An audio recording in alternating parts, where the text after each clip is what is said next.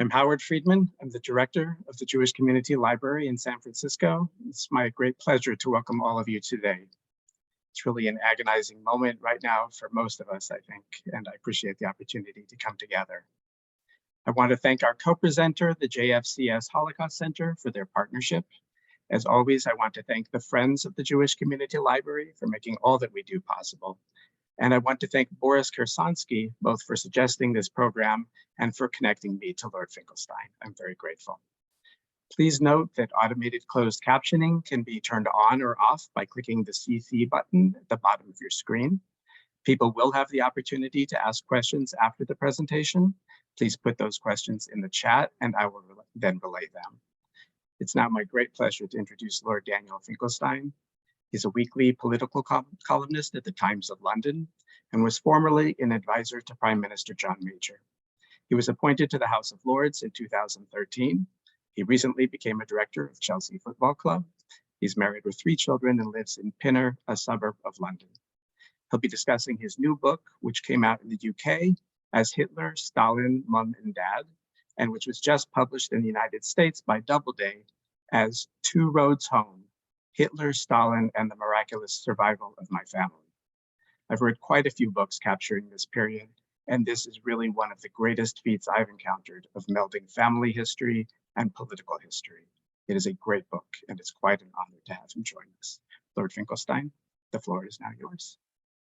Howard, thank you so much. And it's very good to see you. I noticed 1 or 2 very close friends on the call and also lots of people I haven't had a chance to meet, but we are all, I think at this moment, we understand each other's very well and have a solidarity that stretches across continents. I'm talking to you from a place called Finchley, which isn't actually too far away from where I was born and brought up, which was in Hendon, a suburb of London. And my parents were married and lived in Hendon their whole married life. My mother died in 2017 actually, having and still in the house where my father and her spent almost their whole married life. And my book begins with their life in Hendon, and it ends with it because it is ultimately, I think, a book of hope.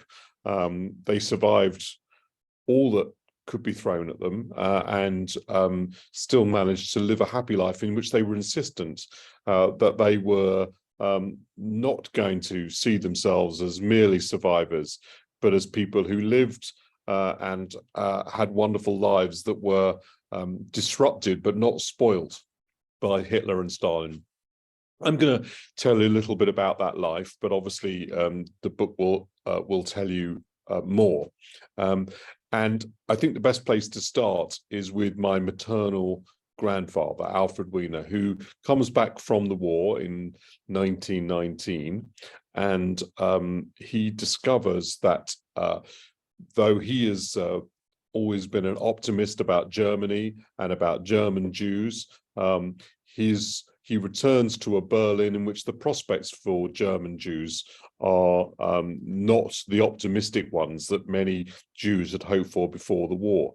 They were all looking forward to a future of full social and civic equality, instead of which they found that there was a darkening prospect of pogroms and violence from an extremist right that had begun to attract adherents and finance. And Alfred, in 1919, Alfred Weiner, my grandfather, writes a tract in which he says, unless we do something, we will talk to our descendants of bestial murder. And I read this document sitting with my son, Sam, who's now 23 years old, and here were Alfred Weiner's descendants reading and writing indeed of bestial murder because nothing was done. Alfred joins a group called the Zentralverein. It's the Central Association of Germans of Jewish Faith, and becomes one of its leaders. He becomes one of the great campaigning figures in against the extremist right, and in the process he begins to appreciate that the real danger comes from Adolf Hitler. he becomes one of the very first people to understand the threat posed by the Nazis. And what he does about that is to begin to collect everything that they say, everything that they do. So just to give you an example of this, when after the war, Joseph Mengele is thought to be in Argentina, there's a press campaign that says he's been found there. The problem was no one could be sure because nobody had a photograph of Mengele except Alfred, because before the war, Alfred had collected photographs of all of the leading Nazis, all of their uniforms, all of their statements, all of their speeches. So to give another example, when Rudolf Hess decides to fly from Germany to seek to make peace with the British through the Duke of Hamilton in Scotland, quite a lot of British Foreign Office officials think that this must mean he's a moderate. In fact, actually, Alfred was able to show, because he had all of his speeches, that that Rudolf Hess was as extreme as Joseph Goebbels and not somebody to be trusted remotely, and that affects then how he's dealt with. So this was quite a pioneering and original project, and it also leads to him being involved in suing Nazis. He sues Julia Streicher, the editor of Der Stürmer, and manages to send him to jail. But in 1933, the result of all this work is that he is called in by Goebbels when the Nazis, by Goering, when the Nazis take office, and Goering says to him, first of all, don't worry, we're not going to harm a hair on the head of any Jew, providing the Jews remain patriotic. And then as my grandfather is getting ready to leave, he says, but I do know about your archive and you're going to have to destroy it. And this meant that Alfred realized he was going to have to get out of Germany and get out quickly.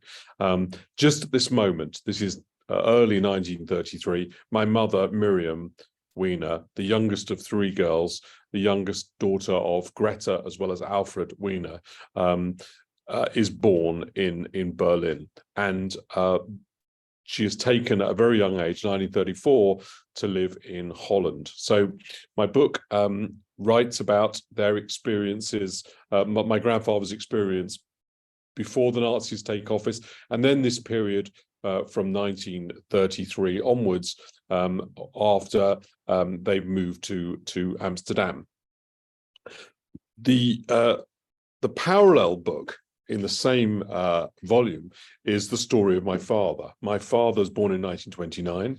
He is the only son of a very rich couple, Dolu and Malia, or Lusha as she was known, Finkelstein. The Finkelsteins have lived in Lvov, which is now Lviv in Ukraine, but it's Lvov in Poland, where my grandmother and grandfather lived there. They've lived there for hundreds of years, and they're a very wealthy couple. So my grandfather is in the iron and steel business, and his nickname I discovered when I was writing this book is the Iron King. So that gives you a little idea of the sort of solidity and wealth that we're talking about. They have a car, they have a chauffeur, they have a garden, they have an architect-built home, they have a factory and a steel mill, they own hotels, they own apartments. They're very wealthy individuals. And my grandfather is also part of the synagogue community. They're not super religious Jews, but they are very committed to Judaism. My grandfather is the sort of Jewish representative, Dolu, on the city council for the sort of inner city area.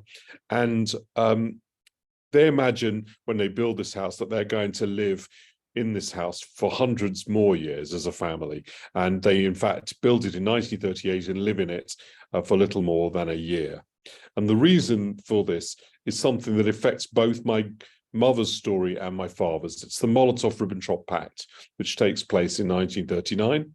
And in 1939, the Nazis and Soviets agree that they're not going to fight each other, which does two things. First of all, it frees Hitler to invade to invade Poland from Germany, and it frees Stalin to capture the other half of Poland through coming through Poland and taking control of Eastern Poland.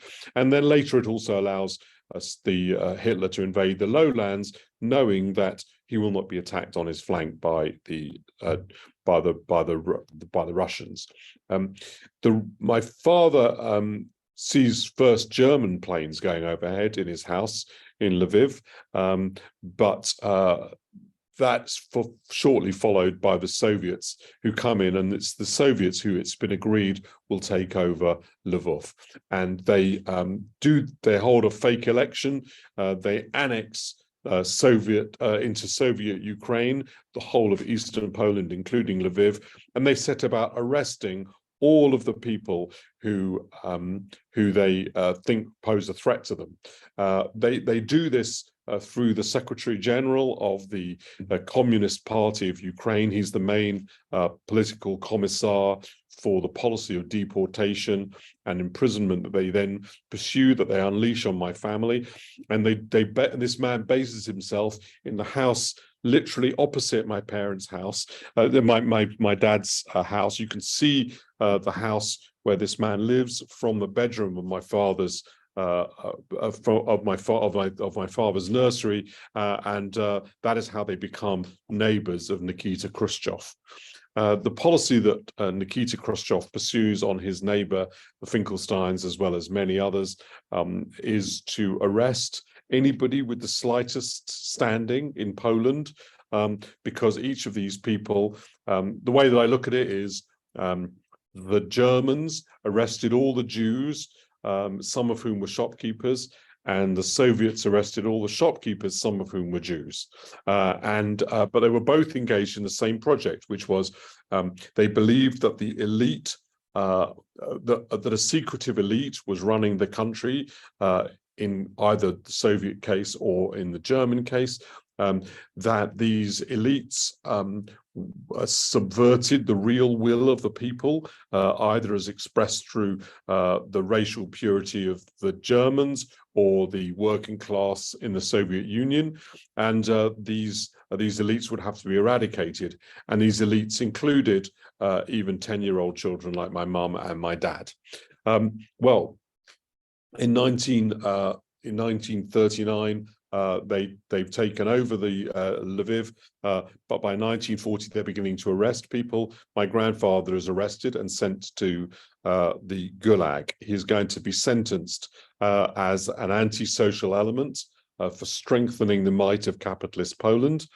And my grandmother is told, when he's arrested on the 10th of April 1940, to come back in 4 days' time. They will explain where he's gone to. He hasn't gone far. They will be reunited. And she should just wait patiently in her house. And on the 13th of April, they arrest all the families. My mother is the victim of a crime that we know about, even if her version of it is quite extraordinary, as I'm going to explain. My father's the victim of a crime that almost nobody knows about. It's a fairly banal version of it.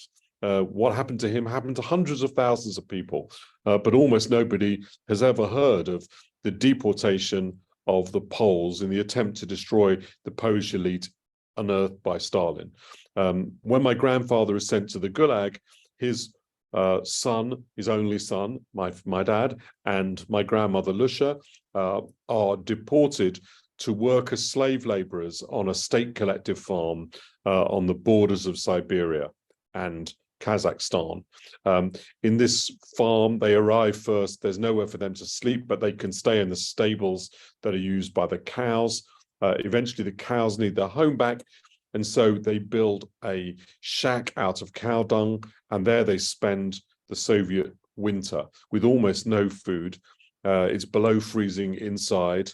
There's 6 of them in the house. One of them dies very quickly of dysentery, and my father can hear the noises as she, he's sort of packed off into a nearby shack, but he can still hear what's going on as this late 20s young woman dies.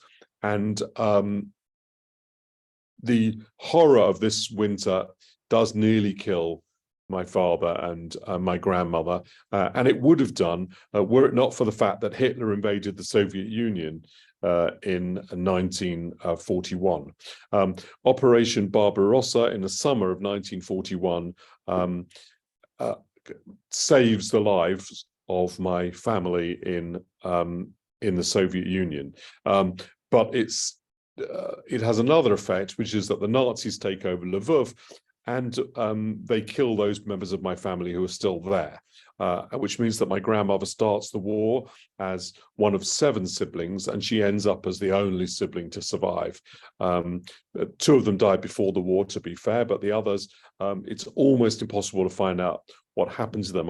One of the things that you'll discover if you are kind enough to read my book is that I have an extraordinary wealth of information about what happened to my family pretty much on every day, and an awful lot of texture about their experiences and how they felt about them and what they said to each other. It's what I think makes my account different from a lot of other accounts of second generation individuals like myself. That sort of the amount of knowledge that I have, but the one area in which that's not true are those members of my family who were trapped in Lviv and who are killed when the Nazis come by. While all this is happening, my grandfather, Alfred, my mother's father, has gone to London. There's a feeling that he might undermine the Dutch neutrality by building his archive, rebuilding his archive, one that he had to destroy when Goering confronts him over it before the war.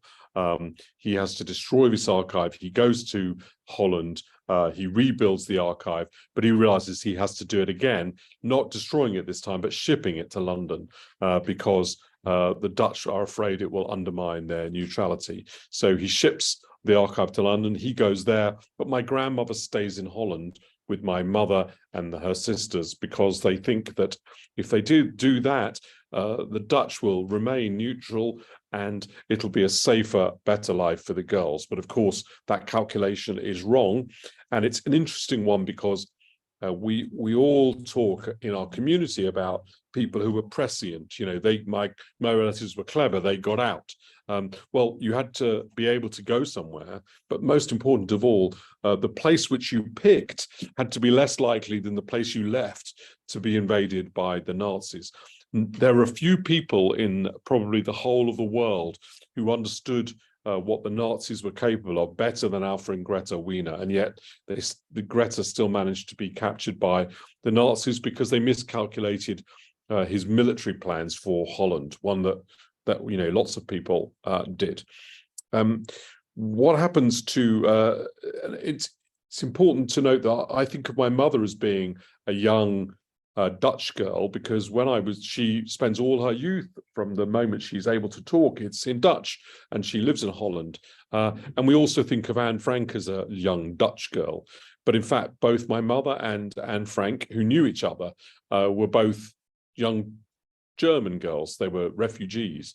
And so the safe life that my mother's living in Holland is that of a refugee. And I think its contingent nature becomes much clearer the moment the Germans move in. Indeed, Greta, my grandmother, is immediately concerned that they're going to come looking for her and for Alfred because of the archive. And they end up in a sort of very painful session of trying to burn everything in the house in order that they're not caught with incriminating papers. But the Germans don't come. They suffer actually a perfectly ordinary fate, which for Dutch Jews, which is that they're sent to Westerbork, a place where they concentrated Jews before sending them to the gas chambers. My mother always thought that her aunt and my great aunt, Trudy, Greta's sister, that she went to the gas chambers in Auschwitz, but in fact, actually, she went to the gas chambers in a place called Sobibor. In Auschwitz, there was a division between those people who were sent to the work as slave laborers and those people who are sent to the gas chambers straight away. In Sobibor, there was no division because there was no slave laborers. Everyone was simply killed. So the life in Sobibor was really 3 hours.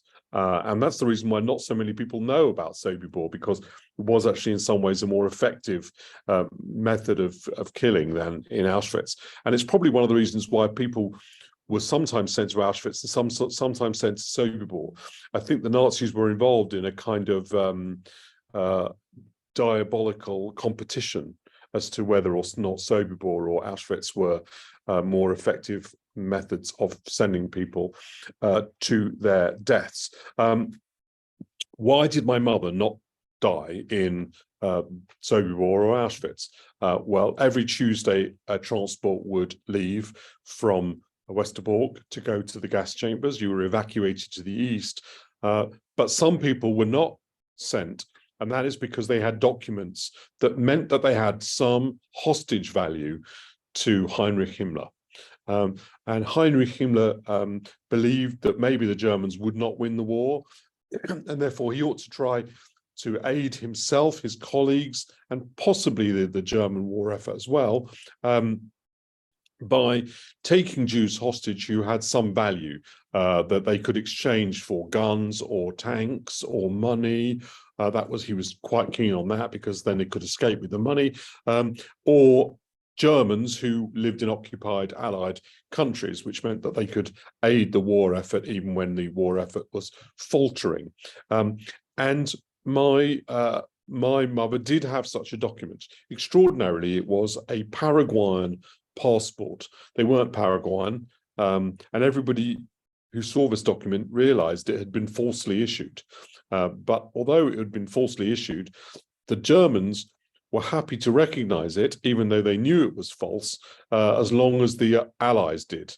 And after a bit of arguing, the Allies did recognize those passports, and that gave my mother a hostage value. And Himmler therefore had those people sent to the place where people with hostage value were stored, and that was Belsen.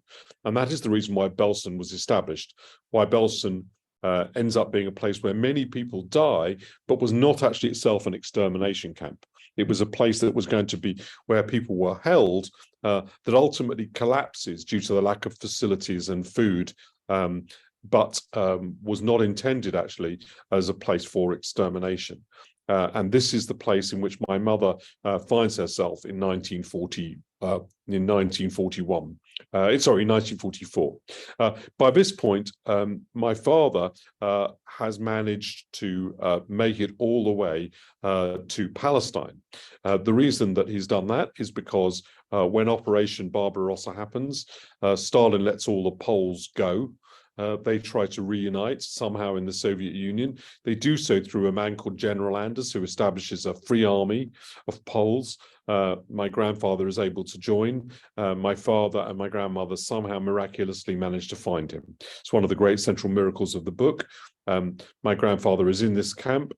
There's no way to find any relatives, but on the notice board in the post office are random letters that have been sent from all over the Soviet Union by desperate people seeking relatives, and he somehow comes across one from Lusha and my dad, and they find each other and are able to reunite, and they go through Iran, then through Iraq to Palestine, and eventually come to London.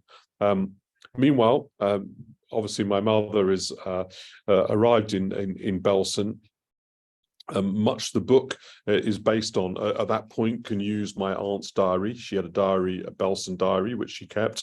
And you can see from that how the camp declines, how its food runs out, how disease spreads. But ultimately, arrives this line in the diary, and it says, Miss Slotka arrives, we are called. Miss Slotka was the person who worked for Eichmann's representative, who was picking people to go on a transport that would be an exchange because finally an exchange had actually been arranged. One very small exchange, 136 people out of all the millions who die, 136 people are exchanged through the method of these Paraguayan passports.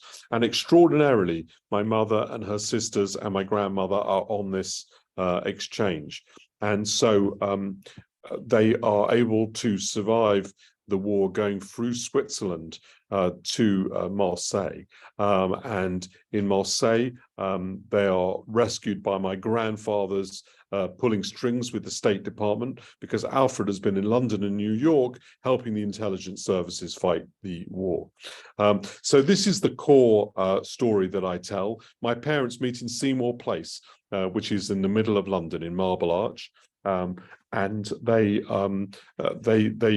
meet, have a very happy Jewish life, have 3 children. And I'll finish with one, if I may, with one story, Howard, and then we'll open it to questions.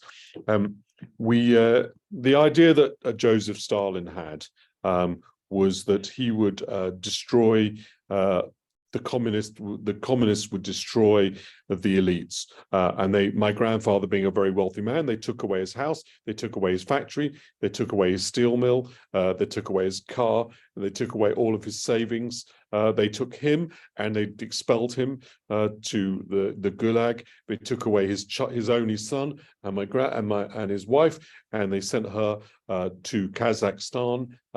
They have completely flattened the entire Finkelstein family fortune, and this was their way of destroying and anonymizing this elite that they thought would happen.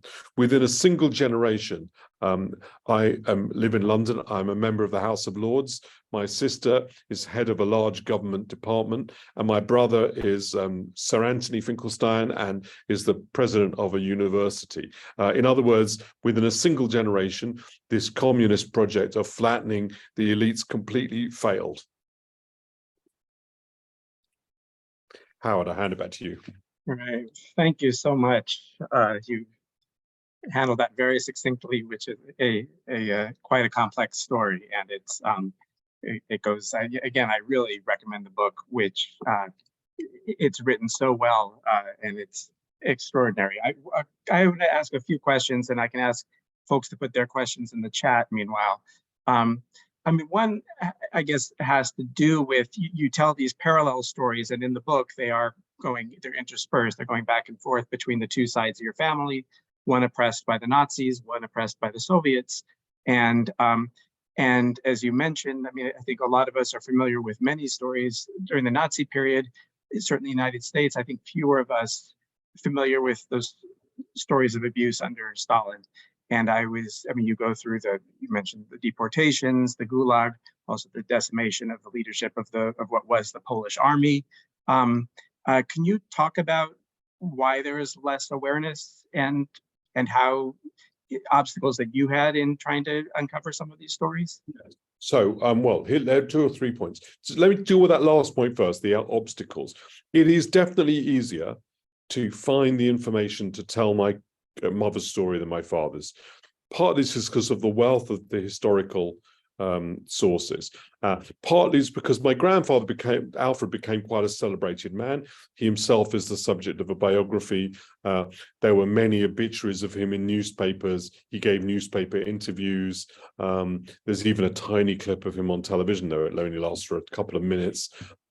So there was quite a bit more to go on. And when my mother told me the story when I was young, and also a little bit when I was older and a newspaper columnist, I wrote it down. It was easier for me to comprehend. So that story wasn't so difficult. My father's story, I think, would have been really, really difficult if it were not for what was an astonishing thing that happened to me about 4 or 5 years ago. I took my children to the Wiener Library, and on the Wiener Library, there was a kind of refugee exhibition. And I put the headphones on, and it was a 2-minute clip of my father. He was talking about his experience. So I couldn't believe I was hearing my father's voice. He had died about 5 years before that. I asked, could they send me the disc with this on? They sent it to me. I just heard it, so I put it in a drawer. And then I decided about a year after that, I should listen to my father's voice again. It'd be nice. So I take it out, I put it in a CD player, and it doesn't play. I'm quite irritated. They've sent me this useless CD.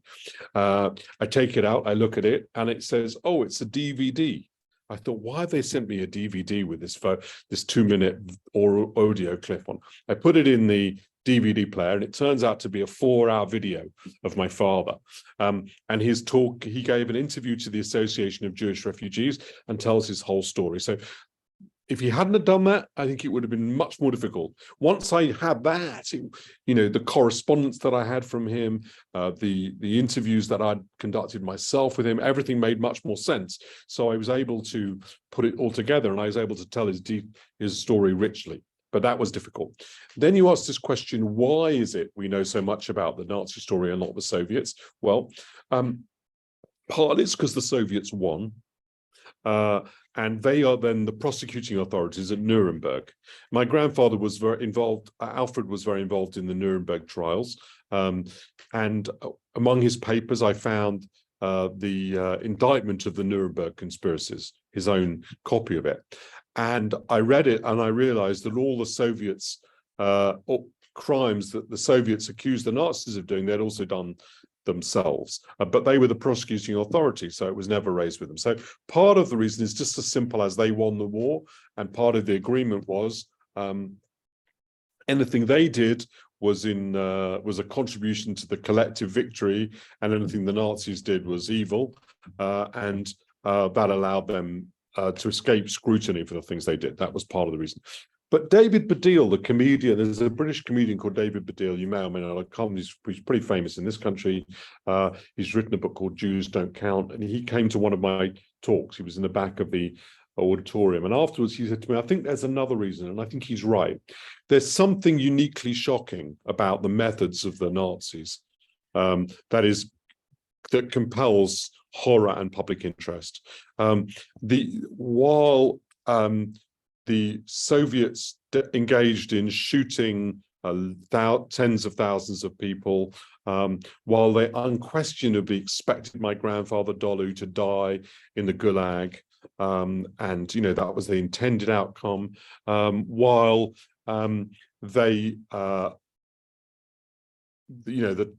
the cattle trucks that took my grandmother and my father to Kazakhstan, would stop at these stations, and they would just throw the bodies out onto the siding and carry on. It was very horrifying in every way. It was different from the factory of death that the Nazis had.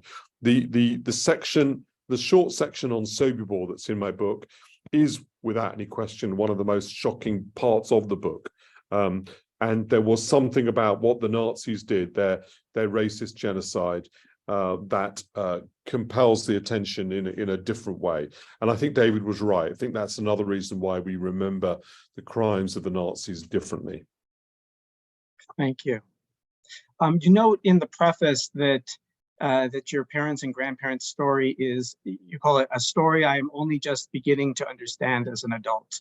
And I'm curious if you could sort of describe how you've changed as your relationship to your family story has changed. So I haven't. So I should say, first of all, I haven't really changed in my relationship to my parents. I was incredibly lucky. I've got a couple of friends of mine are on the call who knew my parents, so they'll know what I mean. My parents, I was pretty much the only annoying thing my parents ever did was die, really. And I think they were wonderful people, and that hasn't changed. But obviously, you do appreciate, certain things. So I didn't understand the historical context. I didn't know what Belsen was. This is a terrible thing to admit. My mother was in Belsen for 50 years of my life. While I would talk about the fact that she was in Belsen, I didn't actually know why people were put in Belsen. What was Belsen? Why were some people in Belsen and other people in Auschwitz? Mum only understood it herself as a child, right? What happened to her, she understood as a child. So she never explained that to me. I'm not sure she fully appreciated it herself. And so I just learned, the whole history of it as an adult would. I saw what Stalin was trying to achieve. I understood what the experience must be like for my grandfather, Adolu, a middle-aged successful man who never recovers his footing after what happens to him, who loses his entire fortune and ends up really just with the love of his family to sustain him, but not more than that. And I guess and I also understood this, which was my parents never saw themselves as victims. And I realized very clearly in writing it that was an act of will on their part, that they just simply were victims in every way. There was nothing about their experience that meant there was lesser or that it wasn't traumatizing, and that's why they weren't traumatized. No, their whole attitude to life had been a deliberate and conscious choice, and they were remarkable people for that. Howard, you're muted. You're correct. Sorry. So Boris notes, thank you for sharing a rare Holocaust story with a happy ending. What kind of feelings do the current convulsions in the world bring up for you? Yeah, well, first of all, thank you. This has gone through a number of different titles.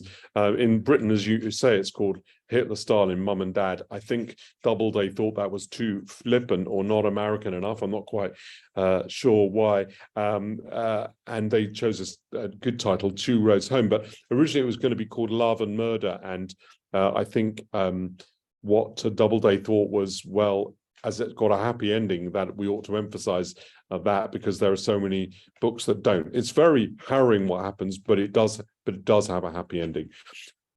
At the beginning of the book, I write, will what happened to my parents happen to my family again?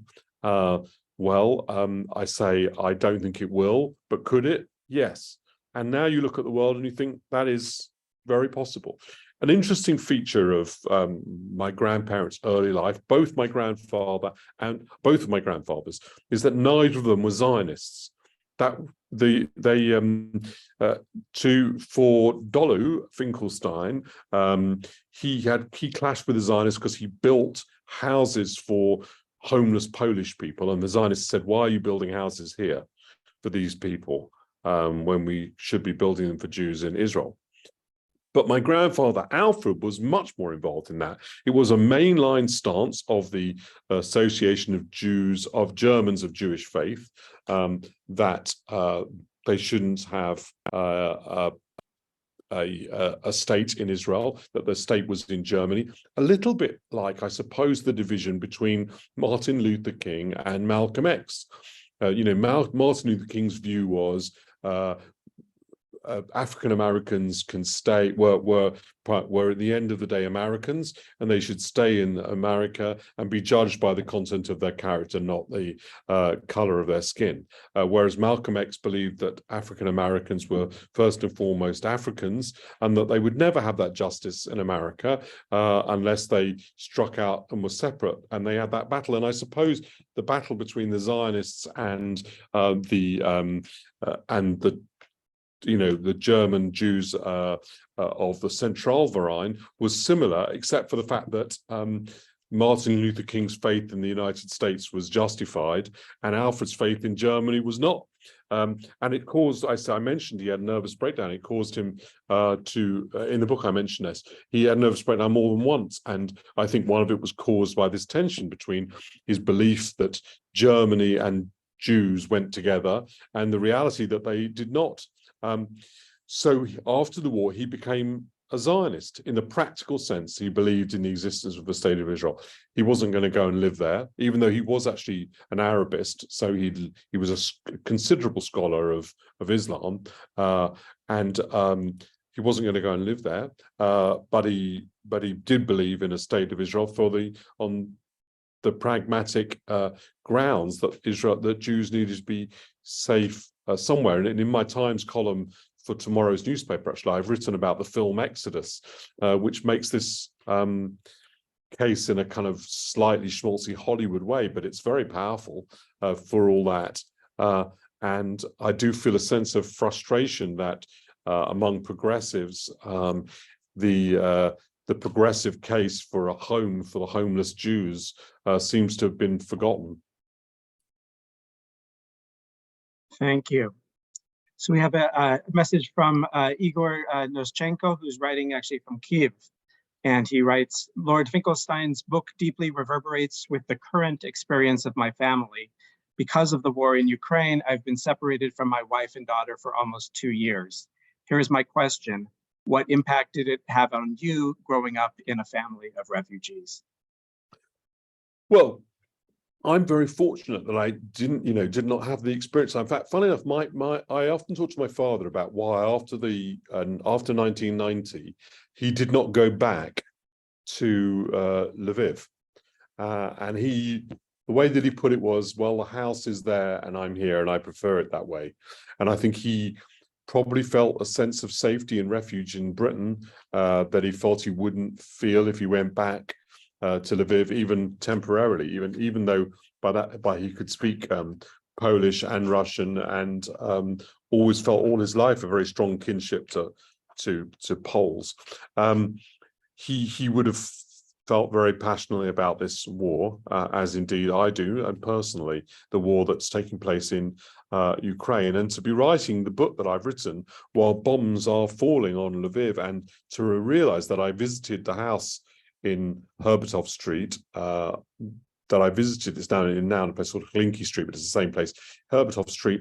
And I realize now that I visited that just before it became impossible to do that because of the Russian invasion. That is moving, and to be engaged now on two fronts in this war for liberty, one against the terrorist extremism of Hamas, and the other against the autocracy and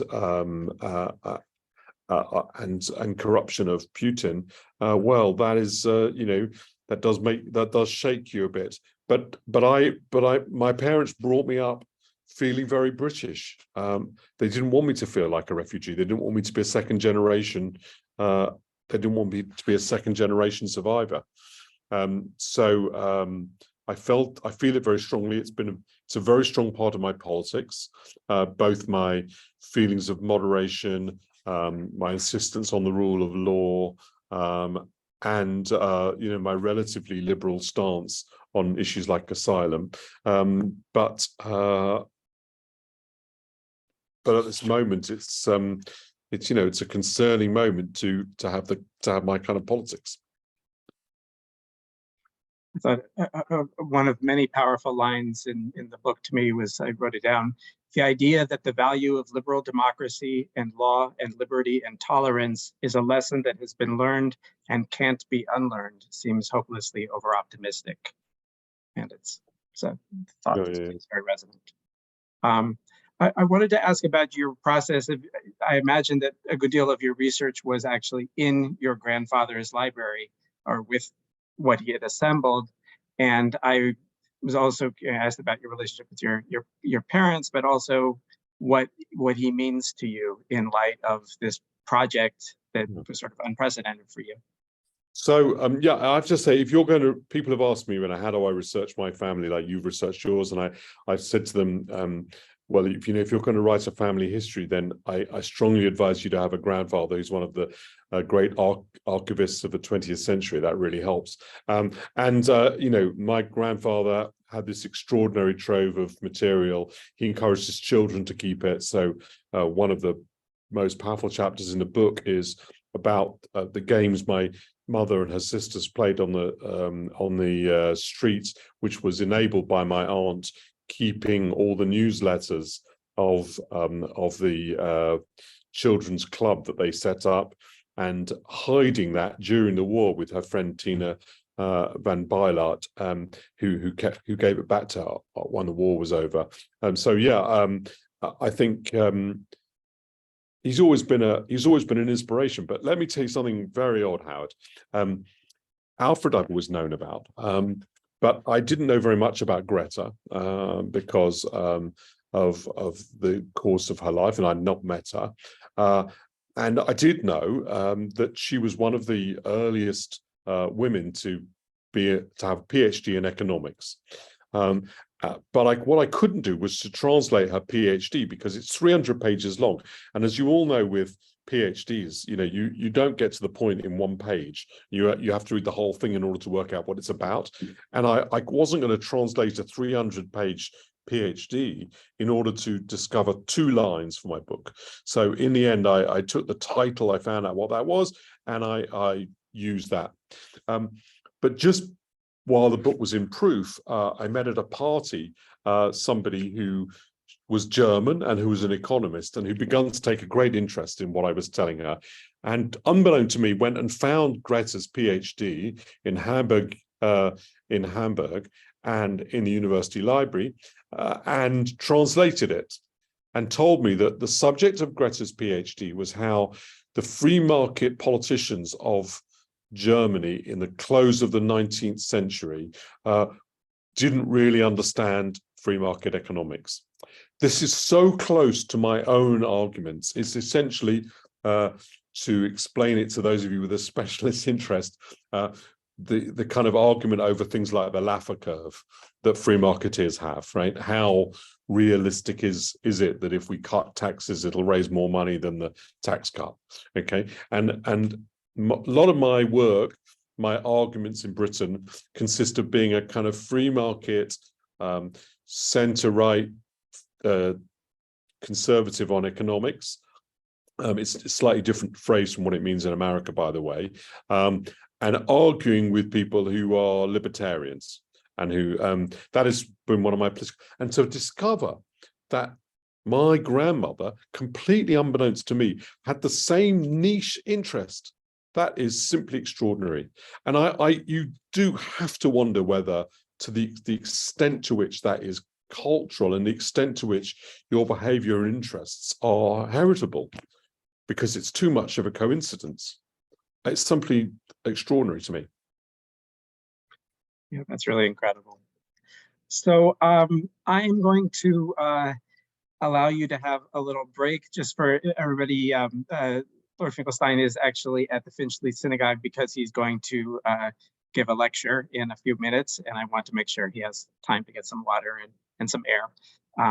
Thank you so much for spending this time with us. What a privilege. How nice it is to meet you all. Thank you so much for taking an interest in the book. If you do get a chance to read it, I hope you find it compelling. And naturally, Howard knows how to get in touch with me, so I'd be certainly very happy to answer anybody's question either by email, or Paul and Julie, you can ask me in person. Great. Well, thank you so much. And thanks all of you for joining us. And I wish all of you well during a very difficult time. Yes. Thank you. Bye-bye. Bye-bye.